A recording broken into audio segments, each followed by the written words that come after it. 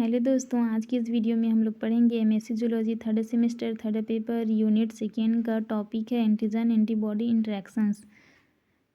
Introduction, definition. Antigen antibody interaction dependent on non covalent bond, hydrogen bond, ionic bond, hydrophilic interactions, van der Waals bond. Important antigen antibody interactions: cross activity, precipitations, agglutinations, ELISA, immunodiffusions, properties of antigen antibody interactions, role of antigen antibody interactions, conclusion, reference। Introduction देखते हैं। Antigen antibody interactions एक biomolecular association है तो enzyme substance interactions के similar इनका भी एक important discussions होता है। यह एक एंटीजन एंटीबॉडी के रिसीबल्स केमिकल अट्रैक्शंस को लीड नहीं करता है। इस एसोसिएशंस में एंटीजन एंड एंटीबॉडी के बीच वेरियस टाइप्स के नॉन कोवैलेंट इंटरेक्शंस इन्वॉल्व होते हैं। एंटीजन के एंटीजेनिक इंटरमीडिएट या एपिटोप्स का एंटीबॉडी के मॉलिक्यूल के वेरिएबल रीजन्स डोमिनेंट को पार्टिकुलर हेल्पर वेरिएबल रीजन्स या कॉम्प्लीमेंट्री डिटरमिनेशन कहते हैं। एंटीजन्स के बाइंडिंग साइड को एपिटोप्स एंड एंटीबॉडी के बाइंडिंग साइड को पैराटोप्स कहते हैं। यदि एक binding side presence monovalent more than binding side polyvalent 10 binding side presence divalent कहते हैं। उसके बाद definitions. Antigen antibody interactions are antigen antibody interactions सफ़ेद रक्त कोशिकाओं के बीच सेल द्वारा एंटीजन एंटीबॉडी उत्पाद और प्रतिरक्षा के दौरान एंटीजन के बीच में एक विशिष्ट केमिकल बातचीत है। एंटीजन एंड एंटीबॉडी ग्लूनेशंस नामक प्रतिक्रिया द्वारा संयोजित है। अगला है antigen antibody interactions depend on covalent bond. Antigen antibody के बीच में इंटरेक्शंस 4 टाइप्स के नॉन कोवैलेंट इंटरेक्शंस पर डिपेंड करती हैं। पहला है hydrogen bond. Is we a hydrogen atom is shared between 2 electronegative atoms. दूसरा है ionic bond. Ionic bond between oppositely charge reduced. तीसरा है hydrophobic interactions in which water factor hydrophobic group to either end. Van der Waals interactions between the other electron called 2 or more atoms. चौथा है importance antigen antibody interactions cross reactivity.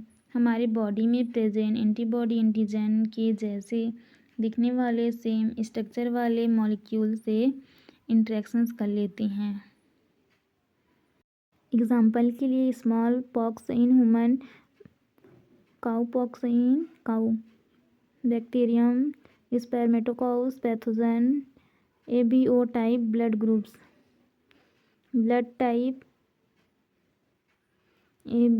AB, ABO, AGS on RBSC, AB, AB neither. Serum antibody AB, B, AB, B neither, AB, A and AB, B। Precipitations reactions जब antigen and antibody equal amount में होते हैं तब वे आपस में interact करके प्रिसिपिटेशंस का formations करते हैं। इनके लिए electrolyte and dry state temperatures की आवश्यकता होती है। Sol Ag plus antibody electrolyte precipitations precipitation reactions को समझने के लिए हम एक एक्सपेरिमेंट करते हैं। इसके लिए हमें 8 टेस्ट ट्यूब लेते हैं एंड उसमें अलग अलग अमाउंट में एजी एंटीजन ऐड करते हैं। तब हम देखते हैं कि टेस्ट ट्यूब 1 एंड 2 में एंटीजन की मात्रा कम होने के कारण प्रिसिपिटेशन रिएक्शन सही से नहीं होता है, बट टेस्ट ट्यूब 3 और 4 एंड 5 में antigen and antibody equal amount में होने के कारण प्रिसिपिटेशन रिएक्शंस मैक्सिमम होता है। एंड टेस्ट ट्यूब 6 से 7 एंड 8 में एंटीजन की मात्रा अधिक एंड एंटीबॉडी की मात्रा कम होने के कारण प्रिसिपिटेशन का कारण रिएक्शन सही से नहीं हो पाता है। देखिए, प्रिसिपिटेशन रिएक्शंस को समझने के लिए हम क्या कर रहे हैं, एक एक्सपेरिमेंट कर रहे हैं जिसमें 8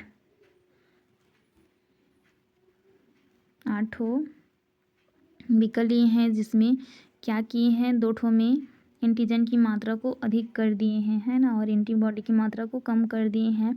और 3 ठो में 3, 4, 5 में क्या किए हैं, दोनों को समान मात्रा में डाले हैं और इसमें एंटीबॉडी की मात्रा को अधिक है।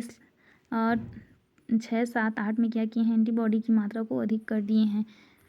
तो क्या देखते हैं हम लोग, जिसमें अमाउंट कम है उसमें भी प्रिसिपिटेशन रिएक्शंस ठीक से नहीं हो पा रहा है, और जिसमें ज़्यादा है उसमें भी नहीं हो पा रहा है। जिसमें इक्वल अमाउंट में है उसी में प्रिसिपिटेशन रिएक्शन अच्छे से हो पा रहा है।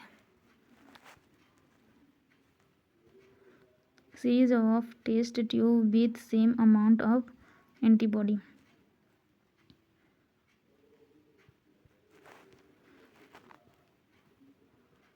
एग्जाम्पल है slide preparations, tube preparations, immuno डिफ्यूजन्स।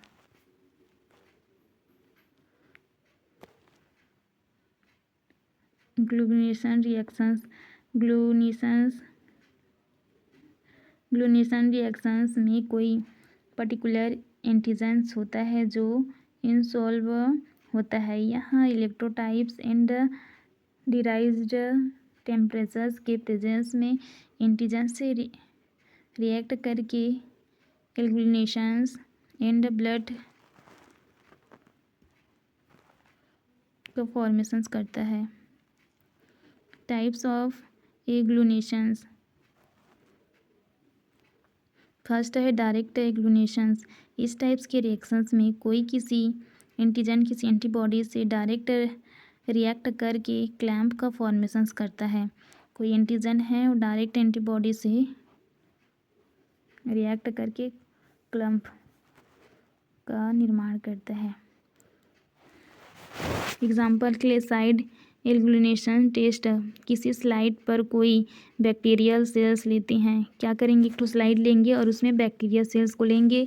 यदि हम उसमें कोई नॉर्मल स्लाइन्स को ऐड करेंगे तो वहाँ मिल्की कलर होता है, एंड जब हम उसमें एंटीबॉडी डालते हैं तो वहाँ क्लपिंग शो करता है। अगर हम नॉर्मल सलाइन को डालेंगे तो क्या होगा, मिल्की कलर शो करेगा, और जब हम एंटीबॉडी को डालते हैं तो क्या होता है, क्लपिंग शो करता है। अगला एग्जांपल है test tube test.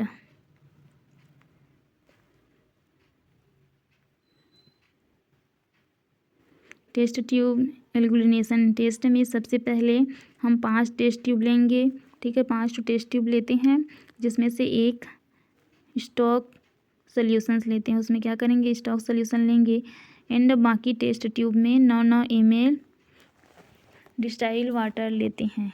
Stock solutions का 1 ml दूसरे ट्यूब में डालते हैं। एक ट्यूब का 1/10 ml क्या करेंगे, दूसरे में डालेंगे।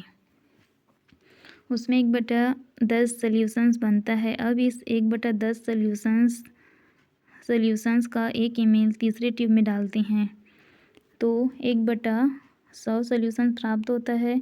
इस 1/100 सॉल्यूशंस का 1 ml चौथे टेस्ट ट्यूब में डालते हैं तो 1/1000 सॉल्यूशंस बनता है। जब लास्ट में इस 1000 सॉल्यूशंस का 1 ml 5वें टेस्ट ट्यूब में ऐड करते हैं तो उसमें हमें 10,000 सॉल्यूशंस प्राप्त होता है। इसमें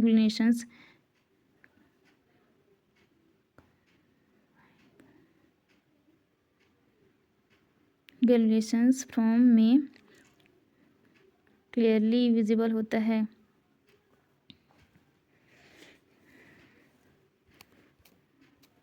इसमें क्या किए हैं, 5 ठो टेस्ट ट्यूब लिए हैं। तो पहला जो स्टेक सोल्यूशन है उसका 1 ml क्या कर रहे हैं, दूसरे बीकर में डाल रहे हैं ना, दूसरे ट्यूब में। तो उसमें क्या प्राप्त हो रहा है, हमें 1/10 ml सोल्यूशंस प्राप्त हो रहा है। फिर 1 का हम लोग क्या कर रहे हैं, 1/10 का 1 ml तीसरे में डाल रहे हैं, वैसे 1 ml मतलब दूसरे बीकर में डालते जा रहे हैं। तो उसका अमाउंट क्या हो रहा है, बढ़ते जा रहा है। फिर लास्ट में हम देखते हैं कि जो ग्लोबिनेशंस है वो क्लियरली दिखाई दे रहा है हमें। दूसरा है इनडायरेक्ट एग्लूनेशंस के इस प्रोसेस में कोई एंटीजन डायरेक्ट एंटीबॉडी से रिएक्ट नहीं करता है। उसमें क्या कर रहा है, डायरेक्ट रिएक्ट कर रहा है ना, लेकिन इसमें क्या होता है, डायरेक्ट रिएक्ट नहीं करता है, बल्कि एंटीजन पहले किसी न्यूट्रल कैरियर आरबीसी से बाइंड करता है एंड देन एंटीबॉडी से रिएक्ट करके क्लम्प का फॉर्मेशंस करता है। ELISA enzyme like the immune sorbent associate. ELISA एक ऐसी प्रोसेस है जिसमें किसी भी टाइप्स के एंटीजन का यूज़ करके किसी एंटीबॉडी का पता लगाती है। एंटीजन का यूज़ करके एंटीबॉडी का पता लगाती हैं, ठीक है। एंड किसी एंटीबॉडी का यूज़ करके एंटीजन का पता लगाया जाता है। और क्या करती हैं, एंटीबॉडी का यूज़ करके एंटीजन का पता लगाएंगे। इस प्रोसेस को देखने के लिए एक एंटीबॉडी के साथ एंजाइम को जोड़ दिया जाता है, इसलिए इस प्रोसेस की enzyme like the immune substance associate कहती हैं। टाइप्स ऑफ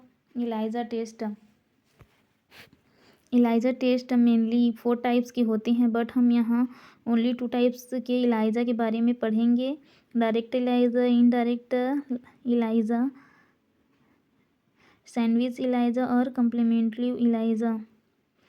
फर्स्ट देखते हैं direct ELISA। Direct ELISA test में डिफरेंट किसी एंटीबॉडी का यूज़ करके एंटीजन का पता लगाती हैं। इसमें क्या करेंगे, डायरेक्ट किसी एंटीबॉडी का यूज़ करके एंटीजन का पता लगाएंगे, इसलिए इसे डायरेक्ट ELISA टेस्ट कहते हैं। देखते हैं प्रोसेस। सबसे पहले ELISA प्लेट को लिया जाता है, जो ELISA होता है उसको लिया जाता है एंड इसमें मरीज़ के सैंपल्स को डाला जाता है ताकि एंटीजन ELISA प्लेट में ऐड कर दिया जाए। जो मरीज़ होगा उसका सैंपल लेंगे। pH एंड आयनिक बॉन्ड को मैनिपुलेट करने के लिए इसमें प्रोटीन बफर सॉल्यूशंस डाला जाता है। एंटीबॉडी प्लेट में सरफेस से अटैच्ड ना हो इसके लिए इसमें ब्लोविंग सीरम एंटीजन ब्लॉकिंग डाला जाता है, जिससे एंटीजन के आसपास का सरफेस ब्लॉक हो जाए। अब इस प्लेट में एंजाइम लिंक्ड एंटीबॉडी को डाला जाता है जो एंटीजन से जाकर के जुड़ जाता है। डायग्राम 5वां है, लास्ट में सब्सटेंस को डाला जाता है जो एंजाइम से जुड़ करके कलर बनाता है। यदि यह सब्सटेंस को डालने पर कलर शो हो तो हमारा टेस्ट पॉजिटिव है, नहीं तो नेगेटिव है। इनडायरेक्ट ELISA टेस्ट में एंटीबॉडी का यूज़ करके एंटीजन का पता लगाया जाता है, बट इस टेस्ट में किसी प्राइमरी एंटीबॉडी को यूज़ में लेकर के एंटीबॉडी का पता लगाती हैं, इसलिए इसे इनडायरेक्ट ELISA टेस्ट कहते हैं। प्रोसेस है, इस टेस्ट में सबसे पहले ELISA प्लेट में मरीज़ के सैंपल को डाला जाता है, इसलिए इसे एंटीजन ELISA प्लेट में जुड़ जाता है।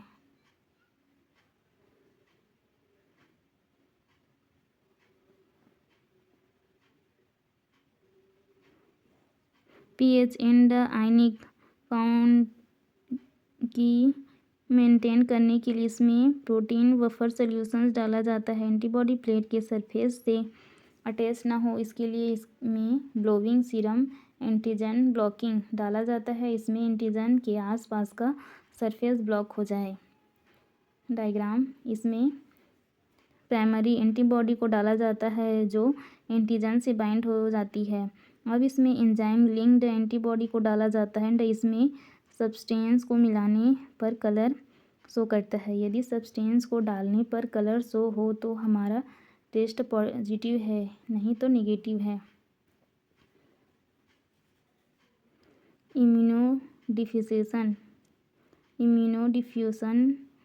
डिफ्यूज़न सपोर्ट मीडियम में। लास्ट में देखते हैं कंक्लूजन। इस प्रकार हमने देखा कि किस प्रकार के एंटीजन एंटीबॉडी आपस में इंटरेक्ट करते हैं एंड उनके इंटरेक्शन से हमें किस पैथोजन को आइडेंटिफाई करके उन्हें किल कर सकते हैं। यहाँ इंटरेक्शंस नॉन कोवैलेंट बॉन्ड के प्रेजेंस में होता है जिसे AB आपस में इंटरेक्ट करते हैं। रेफरेंस है immunoglobulin by Kobe fundamental of immunoglobulin W Paul reproductive physiology by Guyton. Thank you for watching. मिलते हैं अगले वीडियो में।